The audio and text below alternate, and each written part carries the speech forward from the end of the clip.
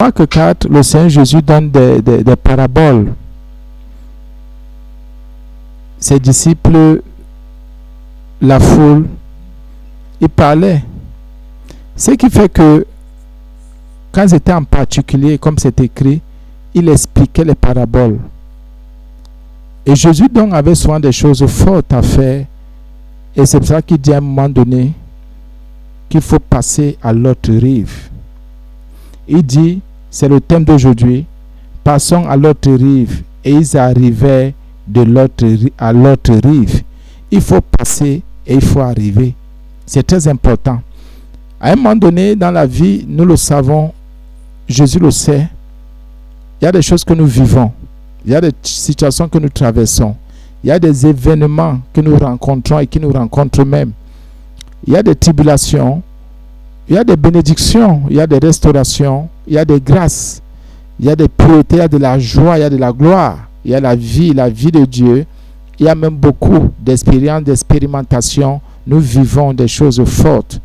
Parfois, ce sont des révélations, même des prophéties qui s'accomplissent. La parole de la puissance de Christ même, c'est-à-dire cette parole qui agit en nous, de nos frères et sœurs. Mais à un autre moment, il faut savoir passer à l'autre rive, à l'autre bord et de l'autre côté. Il faut savoir grandir. Le Seigneur Jésus, dans Marc 4, à partir je vais d'abord prendre pour qu'on comprenne bien le contexte. Il parle du royaume. À partir du verset 26, il dit ceci, pour qu'on comprenne bien ce que le Seigneur Jésus veut dire, c'est-à-dire passer à l'autre rive ou passer à l'autre bord, et ils arrivaient à l'autre bord ou à l'autre rive. Il faut passer. Et il ne suffit pas seulement de passer, mais aussi il faut arriver. Ça veut dire que pour quitter un niveau pour un autre, il y a toujours des difficultés que nous allons rencontrer, il y a des épreuves que nous allons rencontrer, il y a des tribulations que nous allons rencontrer, des mépris, des rejets, il y a même des attaques de l'ennemi que nous allons rencontrer. Mais ce que nous savons est que malgré toutes ces choses, il faut rester debout, il faut avoir les regards fixés et les regards sur Jésus le Christ, lui seul. Lui seul. Amen. Gloire à Jésus. Marc 4, verset 26.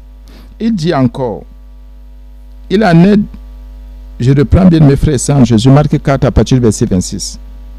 Il dit encore, il en est du royaume de Dieu comme quand un homme jette de la semence en terre. Qu'il dorme ou qu'il veille, nuit et jour, la semence germe et croît, sans qu'il sache comment, bien entendu, sans qu'il sache comment. La terre produit d'elle-même d'abord l'herbe, puis l'épi, puis le grain, tout formé dans l'épi. Et dès que le fruit est mûr, on y met la faucille, car la moisson est là.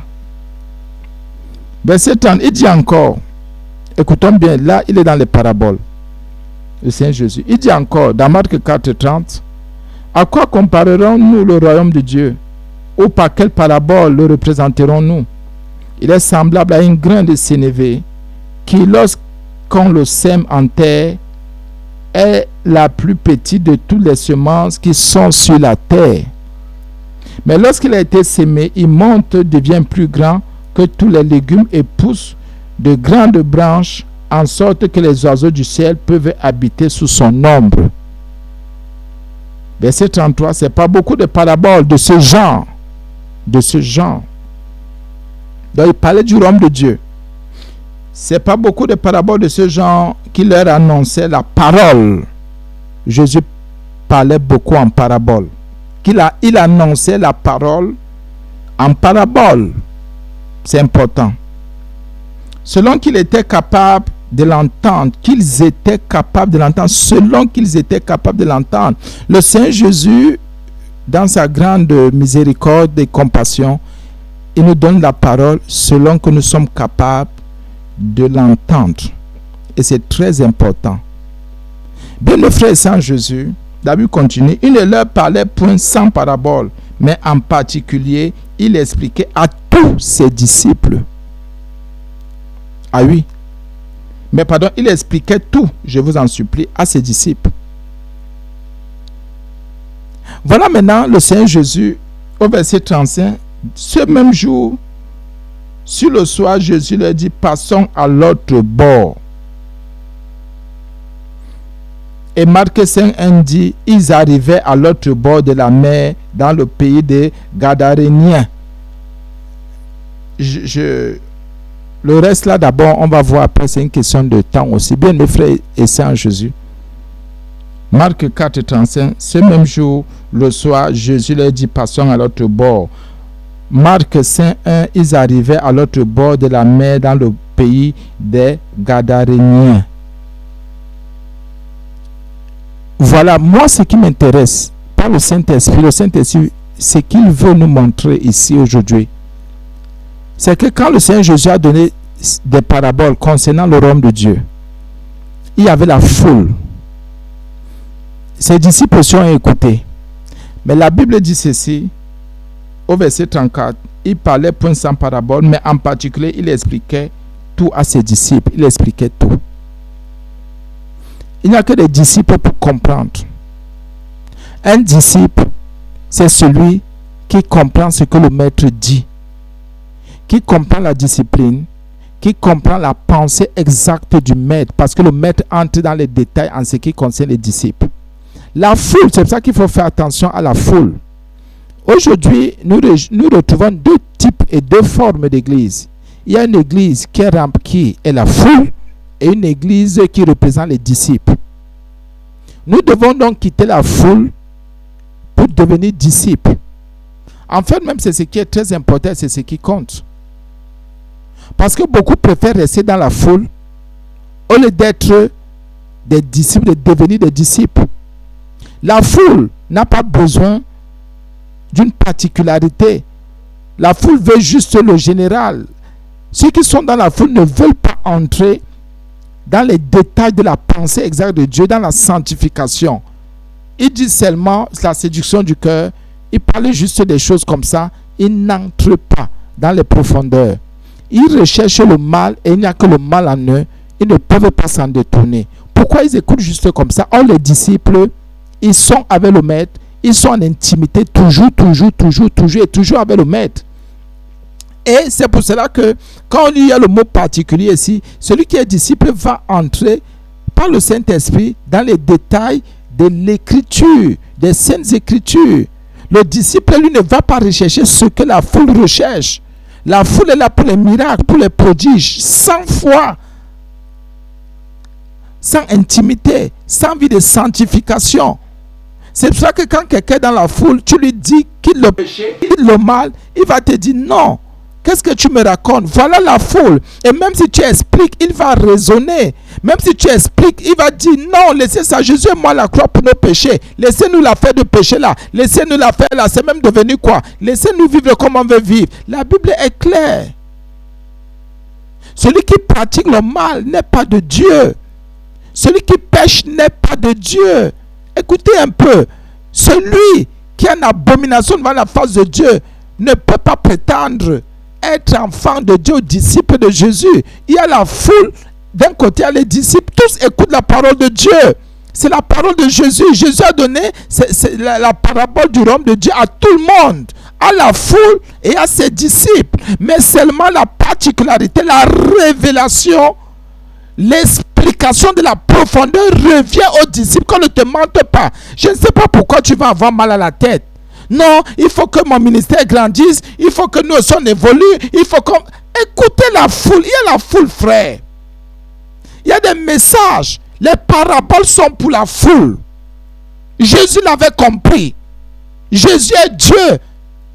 Les paraboles sont pour la foule. Mais les disciples, ils sont là pour la sainteté, pour la pureté. Et il n'y a que les disciples qui peuvent passer à l'autre rive, à l'autre bord. Et c'est très important. Bien, mes frères et sœurs, toi qui ne veux pas qu'on te reprenne, tu ne veux pas qu'on parle du mensonge, qu'on parle de ton caractère. Pardonnez-moi, je vais utiliser ce terme, la Bible parle de l'homme animal, de ton caractère là, sauvage, animalier. Bien, mes frères et sœurs, ce n'est pas de Dieu. Il y en a qui font partie de la foule. Il y en a qui sont des disciples. Mais n'oubliez pas que tout ce monde-là écoute des paraboles. Mets-le en la particularité je vais parler comme ça, appartient aux disciples, à ceux qui ont accepté la discipline, à ceux qui acceptent, quand on dit accepter la discipline, c'est celui qui accepte se plier volontairement aux règles qui sont établies par la parole de Dieu, par Jésus lui-même. Je ne peux pas venir à l'église et dire que j'écoute Jésus et c'est moi qui établis les règles pour suivre encore ce Jésus. Quand on dit qu'on suit quelqu'un, on suit cette personne, et si on dit cette personne suit sa discipline, on suit ses règles, on suit ce que la personne dit et veut, sa façon et manière de marcher, de penser, d'agir, de faire. Passons. Jésus a dit qu'il fallait passer. Marc 4:36, ce même jour, sur le soir, Jésus leur dit, passons à l'autre bord. Passons à l'autre bord. Il faut passer à l'autre bord. Il faut quitter la foule. Maintenant, pour devenir disciple de Jésus, il faut passer à l'autre bord. Arrête d'être dans la foule. Maintenant, entre dans l'intimité. Maintenant, entre dans la sainteté. Maintenant, entre dans la crainte de Dieu. Pour passer à l'autre bord, bien, il faut quitter la foule. Il faut quitter la mentalité. Vous savez, la foule, c'est un mélange. C'est un mélange. Il y a le bon et le mauvais. Il y a les sincères et les hypocrites. Il y a les vrais et le faux dans la foule. Mais Jésus dit à ses disciples, passons. Il ne peut pas dire à la foule, passons. Mais c'est aux disciples qu'il a dit de passer. Pourquoi toi, quand Jésus te dit, passe à l'autre bord, passons à l'autre bord, tu commences à raisonner. Non, la parole est devenue dure. Non, c'est difficile. C'est toujours Jésus. Mais oui, c'est Jésus. Qu'est-ce que tu crois? Il faut passer à l'autre bord. Il faut passer à l'autre rive. Il faut quitter le niveau que tu es là. Bien mes frères et sœurs en Jésus, pardonnez-moi, les enfants de Dieu ne veulent pas se remettre en question. Les enfants de Dieu ne veulent même pas se juger. Depuis que tu es là où tu es là, qu'est-ce qui a changé? Qu'est-ce qui a changé? Qu'est-ce qui a changé? Ce n'est pas une histoire d'argent, ce n'est pas une histoire de richesse. On s'en fout, on s'en fiche même.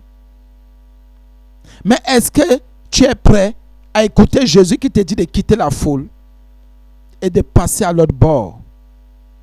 C'est pour ça que chaque fois qu'il y a une révélation, pour que tu te repentes, pour que tu abandonnes le péché, pour que tu quittes le mal, dis-toi que le Seigneur aimerait et il est en train de te dire de passer à l'autre rive, de passer à l'autre bord, d'aller à un autre niveau. Il veut t'amener à un autre niveau. Quand on te reprend, quand on te dit non, ne fais pas ça, ce n'est pas de Dieu. Abandonne la prostitution. Abandonne la prostitution. Il y a quelqu'un qui m'écoute. Abandonne le catholicisme. Abandonne le protestantisme, le pentecôtisme. Abandonne tous les ismes là et deviens enfant de Dieu, fils de Dieu, fille de Dieu par Jésus-Christ. Arrête toutes ces choses-là qui ne vont te servir à rien. Bien mes frères et sœurs, le Seigneur Jésus a dit dans Marc 4:35, ce même jour sur le toit, Jésus leur dit, passons à l'autre bord. Lui-même il dit, passons à l'autre bord. Pourquoi maintenant il faut passer à l'autre bord? Pourquoi il faut passer à l'autre rive? Parce qu'il y a quelque chose qu'il faut expérimenter. Il y a quelque chose qu'il faut vivre. Il y a quelque chose que... Ce n'est pas toujours une tribulation, ça peut être une épreuve, ça peut être une difficulté. Ça peut être quelque chose qui va nous choquer. Un enfant de Dieu, tous les enfants de Dieu, tous les disciples devraient apprendre à passer à l'autre bord. À passer à un autre niveau, à affronter les difficultés et à affronter toutes les choses qui vont se présenter. C'est Jésus qui dit passons. Ce n'est pas un disciple. Il avait à parler à la foule.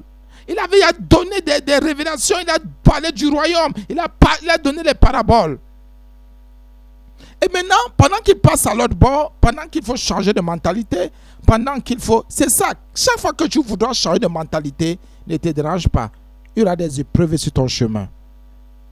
Chaque fois que tu voudras dire j'abandonne le péché, il ne faut plus que tu sois jaloux. Il ne faut plus que tu sois jalouse. La jalousie, non, j'abandonne aujourd'hui. J'abandonne la jalousie. J'abandonne la jalousie. J'abandonne la jalousie. Chaque fois que tu vas dire maintenant j'abandonne la jalousie, bien mais sache qu'il y aura des épreuves qui vont se présenter. Et tu seras éprouvée, mise à l'épreuve. Parce que la jalousie ne voudra pas partir. La jalousie va se battre, va se défendre pour rester. Et c'est comme ça avec tout le péché. L'hypocrisie, le vol, les abus, tout ce qu'on imagine là. Le faux qu'on fait, le faux qu'on fait, le faux qu'on fait. Bien mes frères et sœurs en Jésus le Christ, tout le faux que tu fais là, sache qu'il faut passer à l'autre bord. Tout le faux là, il faut passer à l'autre bord pour dire quoi? Il faut déjà que tu quittes le faux. Et parfois, vous ne comprenez pas pourquoi c'est difficile. C'est parce que ces péchés-là sont aussi liés aux démons. Ils sont des démons. C'est pour ça que ces démons se battent pour que personne n'en soit délivré. C'est pour ça que la Bible dit que le péché est une puissance. Le péché est une loi. Jésus, donc, à la croix, a anéanti cette puissance. A anéanti cette loi. Et le péché est lié à la mort. Bien mes frères et sœurs en Jésus, il faut apprendre à passer. La Bible dit qu'il faut apprendre à passer. Vous croyez que, pardonnez-moi un peu, même si vous quittez votre salon pour aller aux toilettes, vous croyez que c'est facile? Vous pouvez tout rencontrer sur votre chemin. Vous pouvez cogner votre pied. Vous pouvez rencontrer un serpent, vous pouvez rencontrer des difficultés, vous pouvez vous sentir mal. Seulement quitter votre propre maison pour aller toujours dans les toilettes. C'est vrai, ça peut arriver. Parfois, quitter même le salon pour aller à la chambre, ça peut arriver. Quitter même le lit pour aller à côté là, pour te lever. C'est quand tu veux prendre une décision de sainteté, une décision de pureté pour dire, il faut que je passe. Dans le mot passer, à l'autre bord. Il faut que je passe à l'autre rive.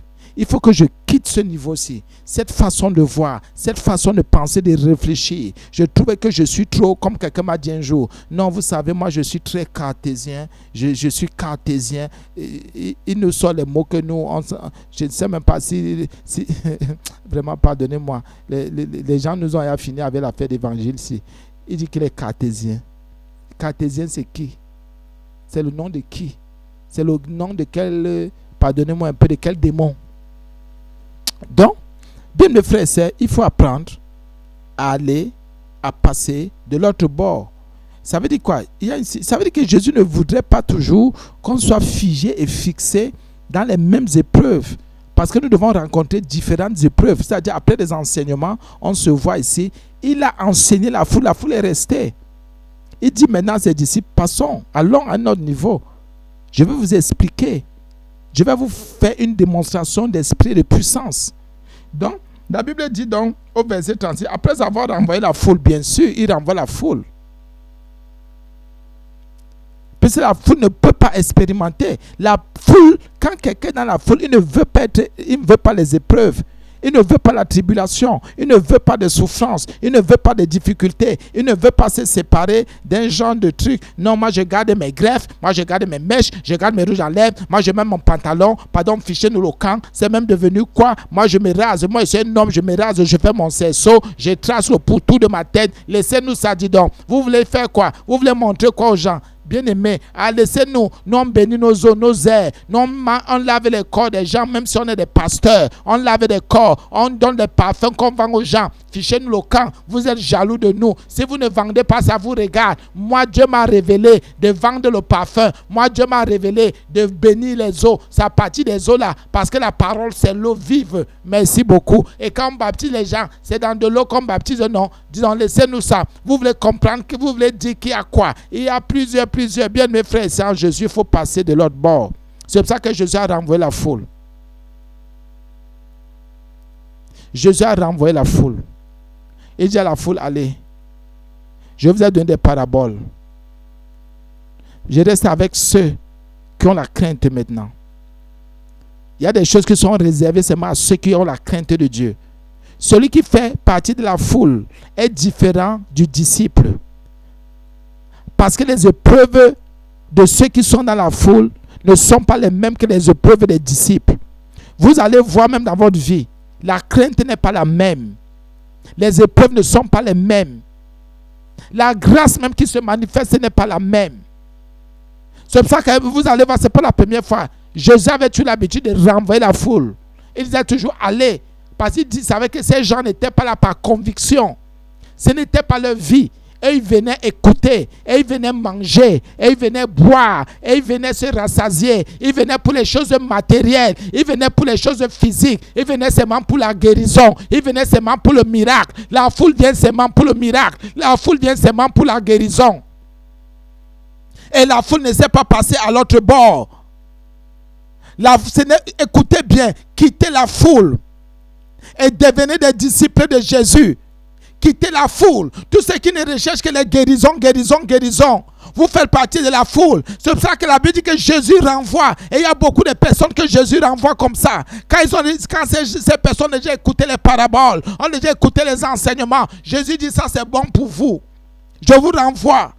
Parce qu'il a vu que les cœurs ne sont pas purs, les cœurs ne sont pas vrais, les cœurs sont encore attachés au monde, les cœurs sont encore dans le monde. Personne ne veut se détacher de sa propre nature. Personne ne veut se détacher de sa nature pécheresse. Les gens veulent se justifier leur péché, justifier leur mal. Quelqu'un fait du mal à son père, à sa mère, à ses frères, à ses soeurs. Il trouve que c'est lui qu'on persécute. Comme depuis là, on essaie, entre guillemets, c'est un essai aussi, on dit ça comme ça, d'expliquer. Parce que les enfants de Dieu aujourd'hui font comme s'ils sont trop persécutés. Comment un impudi peut être persécuté? Comment quelqu'un qui est malhonnête peut être persécuté? Tu n'es pas persécuté. C'est le mal que tu fais qui te revient. C'est le mal que tu fais. Tu es persécuté où? Qui t'a persécuté? Comment un méchant peut dire qu'il est persécuté? Vous aussi, dites-moi un peu. Comment un orgueilleux peut dire qu'il est persécuté? C'est le méchant qui persécute. C'est l'orgueilleux qui persécute. Qu'est-ce que tu veux raconter aux gens? Arrêtez ça. Et les enfants de Dieu veulent montrer quelque chose. Que partout ils vont, les gens les regardent un genre. Dans leur famille, laissez ça. Vos familles ne vous regardent pas un genre. Vos parents ne vous regardent pas un genre. C'est vous qui diabolisez tout le monde. On n'est pas là pour diaboliser, on est là pour dénoncer. La Bible dit ne participez pas aux œuvres infructueuses des ténèbres, mais condamnez-les. Maintenant tout le monde, non, on m'opprime, mon père me persécute, ma mère me persécute, mes frères, mes soeurs me persécutent, mes collègues, mes voisins, laisse ça. Toi tu vois les persécutions partout. Le mal qui est en toi. Tu ne vois pas le mal là. Et il y en a qui se cachent là-dedans. Même ceux qui ne sont pas oppressés. Vraiment, les oppressions que des démons que j'ai ces jours, c'est quelle oppression? Ton cœur. Tu as examiné l'état de ton cœur? Ton cœur est-il pur devant Dieu? Ton cœur est-il pur de tout péché? Es-tu déjà mort au péché? C'est très facile de dire que les autres nous oppriment, nous oppressent. Bien, mais c'est très facile. La Bible dit que le Seigneur Jésus a renvoyé la foule. Il y a beaucoup de personnes qui seront renvoyées. Même si le Seigneur Jésus a commencé à dire qu'il renvoie les gens. Les gens qui disent que non, Dieu, vous savez, il est trop bon pour ne pas... Dieu est trop juste pour ne pas envoyer les gens en enfer. Merci beaucoup. Continuez dans ce raisonnement. C'est quand vous allez vous retrouver en enfer que vous allez dire que c'est vrai que le Dieu est vraiment juste. Il a envoyé les gens en enfer. Vous oubliez même qu'envoyer les gens en enfer, c'est même ça la justice de Dieu. C'est ça, sa justice. Tu ne vas pas passer tout ton temps à régner son fils qu'il a donné. Son fils qu'il a donné pour nous, pour nos péchés, pour nous sauver. Il nous a même rachetés. Il a même payé et versé la rançon. Bien aimé, à un grand prix. Ce n'est pas à prix d'argent ni à prix d'or. Ni de la vaine manière de vivre dont nous avons hérité de nos parents. Mais ce n'est pas le sang de Jésus. Comme le sang d'un agneau sans tache et sans défaut. Il faut confesser ces choses avec autorité. Il faut confesser ces choses avec gloire en Jésus-Christ. Ce n'est pas pour rien, nous sommes rachetés. Nous sommes sauvés. La rançon a été payée. La rançon a été versée. Jésus a versé son sang précieux qui n'a pas connu de tâches, qui n'a pas connu de défauts. Et aujourd'hui, les gens disent que Dieu est injuste. Il a donné son propre fils. Il est mort. Vous croyez qu'il va encore mourir? C'est fini? Vous ne suivez pas Jésus, vous allez en enfer. Vous ne suivez pas Jésus, Jésus vous renvoie. Jésus a commencé à renvoyer la foule sur terre. Tous ceux qui sont là pour faire foule seront renvoyés. Tous ceux qui sont là pour faire foule et qui font foule, vous serez renvoyés. Ce sont les disciples que Jésus cherche. Ce sont les disciples que Jésus veut. Ce sont les disciples que Jésus fait. Ah oui. Quittez donc vos abominations. qui étaient dans le péché, qui étaient dans le mal, et revenez à Jésus. Repentez-vous de tous vos péchés. Repentez-vous de vos péchés. Repentez-vous de vos péchés. Repentez-vous bien, mais revenez et rentrez dans vos cœurs. Et examinez si vous-même, vous êtes juste dans vos actions. Et je suis étonné qu'un injuste disait que Dieu n'est pas juste. Un injuste, quelqu'un qui est attaché au mal, il dit que le Saint des Saints est injuste. Arrêtez d'accuser Dieu. Arrêtez de l'accuser. Arrêtez d'accuser Jésus. Jésus est mort pour vous. Vous êtes incapable d'abandonner un péché. Mais vous voulez juger Jésus. Comme je vois les ivrognes, incapables de quitter les bars. Voici la nation. On a parlé de combien de nations en Afrique où les gens boivent comme des malades. Le Cameroun est parmi les pays africains les plus ivrognes. Les plus ivrognes. Ils boivent la bière plus que tout, même quand on augmente le prix de la bière. Ils disaient qu'augmentez comme vous voulez, nous on va toujours boire. C'est ce qu'ils disent. Et quand ils vont se retrouver en enfer, ils vont dire qu'ils ne savaient pas. Et quand nous on prêche l'évangile, ils nous calomnient. Ils disaient que c'est nous les bandits, les voleurs. Pendant qu'il y en a qui sont irresponsables, sont incapables même de s'occuper de leurs enfants, de leurs femmes, de leur maison, de leurs parents. Mais ils disaient que nous on est les bandits, on est les voleurs. Les ivrognes comme ça, qu'est-ce qu'un ivrogne peut dire à un serviteur de Dieu?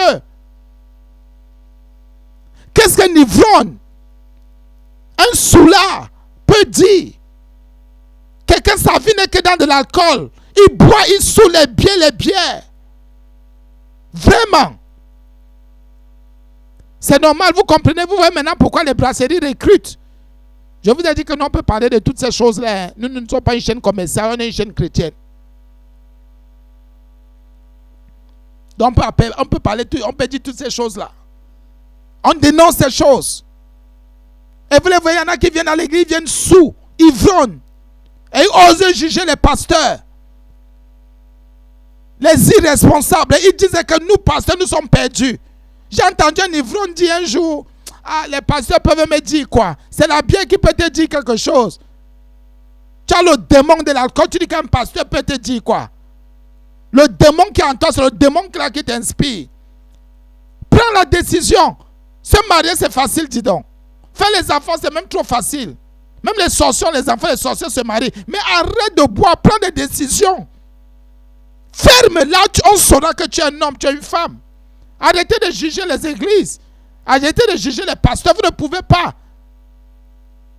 Un injuste peut juger un juste. Un malhonnête peut juger quelqu'un de plus d'honnête. Tous ceux les ivrognes sont perdus. Tous les ivrognes iront en enfer. Jugez l'église comme vous voulez. Multipliez vos bars. Nous, on va prier pour que les églises se multiplient aussi. Et on va prier, vos bars vont tomber. Regardez ce qui se passe dans les bars. Les impudicités, les adultères. Combien de femmes perdent leur mari? Combien d'enfants sont orphelins aujourd'hui parce que les choses sont passées dans les bars? Combien de maladies se transmettent aujourd'hui parce que les bars? L'ivrognerie. Et les ivrognes là veulent venir nous donner des leçons. Et il y en a qui en ont fait des luxes. Et un luxe, je vous en supplie. La luxure même, c'est ça. Il y en a qui en ont fait. Il y a comme carrément les goûteurs de vin. Regardez les fonctions. Pendant que nous on souffre. Pendant que les vrais enfants de Dieu ne s'en sortent pas vraiment. On continue à augmenter l'argent de la bière. Si c'est le prix de la bière, bien c'est l'argent de la bière. Bien aimé, si tu as un ivrogne dans ta famille, prie. Tous les ivrognes sont perdus. Tous les soulards sont perdus. Moi, parfois, je vais vous faire un témoignage. Parfois, je suis en train d'enseigner en assemblée. Un ivrogne passe. Oh, c'est là où l'ivrogne, il montre alors, il commence à... Et il y en a et ceux qui insultent et ceux qui chantent, chacun sort sa part. D'autres qui disent, les bandits s'y fermaient. D'autres qui disent, les voleurs là. Et d'autres qui disent, qui chantent même, mais vraiment chanter. Vous savez, quand le vent est monté dans la tête de quelqu'un, c'est le vent là qui contrôle. Et vous savez, et ils disaient que ça attaque le cerveau. Nous savons que ce sont des démons. Les démoniaques, ils vont nous dire quoi? La Bible dit qu'il faut passer l'autre bord. Ça veut dire quoi? Ça veut dire que tous ceux qui, au nom de Jésus, écoutent la parole de Dieu et qui boivent encore, qui sont ivrognes, ils sont dans la foule. C'est la foule, vous savez. Et beaucoup de nos parents, beaucoup de familles veulent nous retenir dans la foule. Ils ne veulent pas qu'on recherche la vérité. Ils veulent nous retenir dans le mensonge parce que la foule, c'est ça. On écoute la parole de Dieu, mais on ne met pas en pratique. On écoute la parole de Dieu, on dit ce qu'on a écouté, c'est suffisant. Je vais à l'église, moi je suis dans l'église, moi je connais l'église. Les nouvelles églises, la nouveauté vient d'où? Mais je suis étonné quand un parent dit non, nous on est né catholique, moi je suis baptisé catholique, c'est notre église, c'est notre religion, c'est pour notre famille. Ton grand-père connaissait le catholicisme, ton arrière-grand-père connaissait le catholicisme où? Il connaissait ça où? Toi aussi, dis-nous un peu. Où? Mais les gens sont terribles. Terribles. La Bible dit, Dieu dans Marc 4, verset 30, après avoir envoyé la foule, bien sûr, il l'a mené dans la barque où il se trouvait. Il y avait aussi d'autres barques avec lui. Les disciples, bien sûr.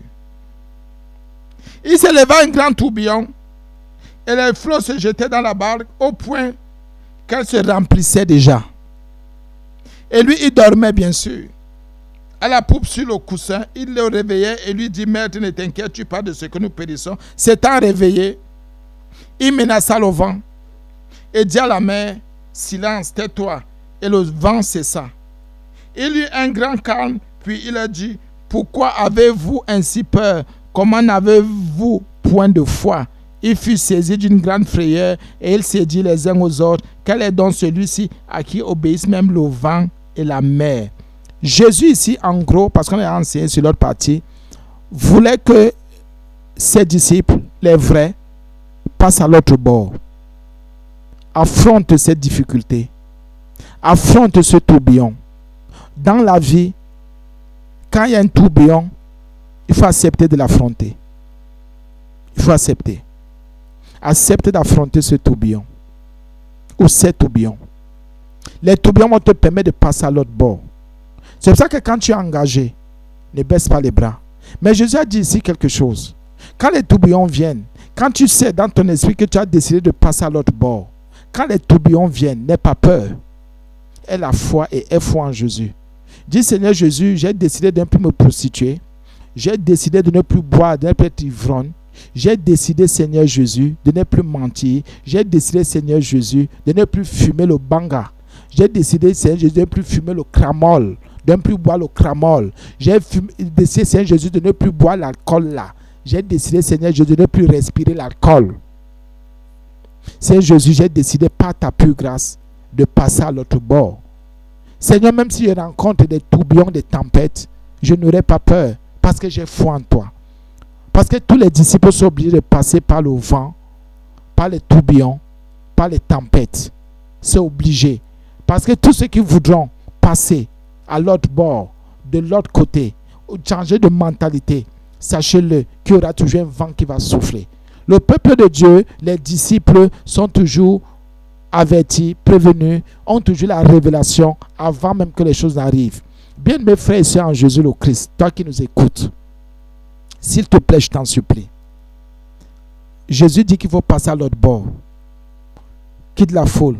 Ne marchez plus comme la foule. Vous savez, la foule c'est aussi quoi ou c'est qui? C'est aussi celui qui écoute la parole de Dieu avec toi, qui ne la met pas en pratique et qui veut te corrompre. Il écoute la parole de Dieu avec toi. Vous écoutez ensemble. Mais il te dit, tu sais, ne prends pas la parole là comme ça. Et tu sais, ces gens parlent, mais eux-mêmes ne mettent pas en pratique. Au nom de Jésus, nous on met en pratique. Quels que soient les tourbillons, les vents que nous rencontrons, quand nous avons pris la décision de passer à l'autre bord, nous restons fermes. Mais vous savez quoi? Pourquoi les gens n'arrivent pas à l'autre bord, de l'autre côté? Pourquoi les gens n'atteignent pas ce qu'il faut atteindre? C'est-à-dire quelqu'un dit, je ne vais plus faire ceci, je ne serai plus corrompu, je ne vais plus me mettre en colère. C'est parce que quand les choses arrivent, il y a la peur en eux. Il n'y a pas la foi. Et c'est C'est là le mal, et c'est un mal, bien mes frères et sœurs, en Jésus le Christ, je vous en supplie. Faisons donc attention. La Bible dit ici que la foule a été renvoyée, les disciples sont partis avec Jésus, les vrais disciples, et maintenant il fallait qu'ils expérimentent. Bien, mais n'aie pas peur, je t'en supplie. Mais ici, il y a 3 niveaux que nous devons voir. Je prends conscience qu'il faut que je passe à l'autre bord. Je serai éprouvé. Il y aura des vents, des tourbillons. Ça peut être des insultes, des rejets, des dénigrements, des mépris. Tout ce que l'ennemi voudra faire, ce n'est pas un problème, mais il ne faut pas que j'ai peur. Il y en a qui vont me menacer. Je ne vais plus te donner la ration, je ne vais plus t'envoyer à l'école. Il y a ça, ceci, il y a cela. Il y en a qui vont même chercher à te pousser à mentir. Ne fais pas ça. Ne fais surtout pas ça. Même pas. Peut-être tu as décidé de te séparer d'un genre d'amis, mais ce n'est pas toi. Ils vont t'envoyer les messages, ils vont appeler, prends ta décision radicale. Mais dis-leur, je ne veux plus. Moi, j'ai cru en Jésus, je suis devenu fils de Dieu, fille de Dieu. Ce n'est pas toi de ces amis-là. Ah oui, ce n'est pas toi de ces amis-là. Je me rappelle, je disais aux enfants, s'il vous plaît, quand vous allez à l'école là, quand on va à l'école, on n'a pas d'amis à l'école. Mais on peut avoir des camarades. Les camarades, c'est pour étudier. Parce que nous sommes dans les études ici. On peut faire un exercice ensemble. On peut lire un truc ensemble. Mais pas d'amis à l'école. Et c'est parce que ça souille les enfants. Donc bien, mais tu peux avoir des amis qui te souillent. Des amis qui sont contre ta foi. Parce que tu ne sais pas qui a un mandat. Qui a un mandat. Et c'est ça, c'est terrible. Donc, c'est le deuxième niveau. Quand tu as pris comme ça, tu dis, bon, je vais passer à l'autre bord. Tu dis que tu vas changer toute ta mentalité, ta façon de faire, de vivre, de répondre aux gens, de traiter les gens. Tu vas changer. Tu dis que tu ne seras plus dans le mal, maintenant seulement dans le bien. Je reprends au nom de Jésus, parce que c'est très important pour le peuple de Dieu. Quels que soient les tourbillons, ou le vent, ou les épreuves, n'ayez pas peur. Parce que votre décision va toujours déclencher quelque chose. C'est ce que les enfants de Dieu ne veulent pas comprendre. N'oubliez pas. Pourquoi, bien mes frères et sœurs en Jésus? Parfois, quand tu prends une sainte décision d'abandonner un péché, un mal, il y a toujours des répercussions. Il y a toujours des attaques. Il y a toujours des oppressions. Ne lâche pas. C'est là où il faut même être résistant. Quand tu décides de passer à l'autre bord, bien aimé, il y a des choses. Regardez les disciples ici. Le Seigneur Jésus avait l'assurance. Mais eux, ils ont commencé à avoir peur. Ils n'avaient pas foi. Et ceci, c'est comme veut dire que si tu n'as pas foi, s'il te plaît, ne décide pas de passer de l'autre bord. Ça veut dire que tu es encore dans la foule. Tu es dans la foule. Sois maintenant rassuré que tu as foi en Jésus, que tes regards seront seulement fixés, focalisés sur son nom, sa personne, sur son œuvre, sur sa puissance, son autorité. Et là, tu verras que quand tu seras dans le tourbillon, dans les vents, dans les tempêtes, tu ne vas pas avoir peur, tu ne vas pas paniquer, hésiter ou trembler. Faisons à tous ceux qui hésitent et qui tremblent. Quand ils décident d'aller, de passer à l'autre bord, ce sont ceux qui sont encore dans la foule et qui ont voulu s'aventurer. Ce sont des aventures. Et même, il y en a qui viennent s'aventurer dans ce genre de choses. Ils viennent, ils disent non, je vais essayer. Il n'y a pas de cela. Ce sont ceux qui disent, je sais que je suis ferme. Maintenant, j'ai décidé de ne plus voler. Je ne vole plus. Même s'il y a des répercussions, même si à la maison, je ne mange plus, je vais supporter. Je n'aurai pas peur du lendemain. C'est une décision que tu as prise parce que tu veux passer à l'autre bord. Tu auras maintenant beaucoup de vent. Beaucoup de choses vont souffler. Mais il n'y a pas de problème. Toi, sois ferme. Pourquoi? Il faut que tu arrives à l'autre bord. Et arriver veut dire que les tempêtes, les tourbillons, le tourbillon, toutes ces choses-là vont s'arrêter. Et c'est obligé de s'arrêter parce que ta foi qui est ferme va arrêter ces choses. Ces 3 niveaux sont très importants, mon frère, ma soeur en Jésus. Aujourd'hui, moi, j'ai rencontré par Jésus-Christ, et pas la plus grâce du Seigneur Jésus, pas sa miséricorde. J'ai rencontré des gens de la foule qui ont dit, je vais passer à l'autre bord. Dès qu'il y a eu des vents, des tourbillons, ils n'ont pas tenu parce qu'ils n'avaient foi. Ils avaient toujours peur, ils avaient foi. Tel va m'abandonner, tel ne va plus me dire bonjour. Quand tel va me rejeter, je vais faire comment? Oh, je vais vivre comment? Quand je vais arrêter de mener la vie que je menais, quand je vais mettre ceci de côté, je ne vais plus pratiquer cela. Vous voyez, ces choses-là, ce qui fait que c'est la foule. Et tous ceux qui sont tombés, et la plupart font quoi? Ils font marche arrière. Marche arrière là ne veut pas dire qu'ils ne vont plus écouter la parole de Dieu. Ils vont écouter la parole de Dieu, mais seulement ils restent dans la foule. Ils n'auront aucune intimité avec le roi sauveur, aucune intimité avec le rédempteur sauveur, aucune intimité. Bien même mon frère en ça Jésus. Et Jésus dit donc ici, dans Marc 5, 1, vous voyez, c'est lié. Ils arrivaient à l'autre bord. Mais regardez entre Marc 4, verset 35, ce jour même, sur le soir, Jésus leur dit, passons à l'autre bord. Marc 5, 1, ils arrivaient à l'autre bord de la mer, dans le pays des Gadaréniens. Or, on a vu entre le verset 36 et le verset 41 qu'il y a eu des vents en route. Il y a eu des difficultés. Ah oui, il y a eu des difficultés. Il y a eu des tempêtes, il y a eu des tornades. Il y a eu des choses qui secouent. Pourquoi donc trembler, frère, ma soeur? Pourquoi donc avoir peur? Rassure-toi que tu n'es plus dans la foule. Rassure-toi que vraiment, tu vas suivre Jésus et que quels que soient les vents, les tempêtes, les tornades, rassure-toi que tu ne vas pas lâcher, tu n'auras pas peur, tu ne vas pas te décourager. Sois rassuré. Bien mes frères et sœurs en Jésus, la puissance de la justice de Dieu est là. La puissance de la vérité du royaume est là. N'aie pas peur. N'aie donc pas peur. Parce que Jésus est ton Dieu. Jésus est notre Dieu. Jésus est notre roi. Bien mes frères et sœurs en Jésus, nous allons arrêter ici. Nous glorifions son Saint-Nom et sa sainteté. Parce qu'il est fidèle et bon, Seigneur, nous te disons merci.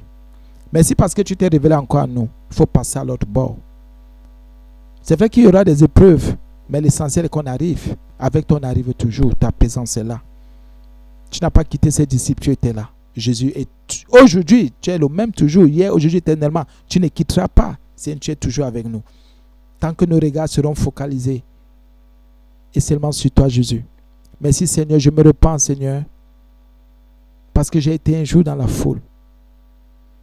J'ai juste écouté les paraboles, la parole, mais je ne t'ai pas suivi comme il le fallait. Je me repens aussi pour tous ceux qui écoutent, Seigneur Jésus, et tous ceux qui veulent te chercher avec foi et gloire en ta personne, Seigneur Jésus-Christ.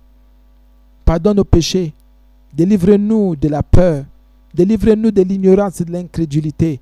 Seigneur Jésus, s'il te plaît, nous voulons passer à l'autre bord.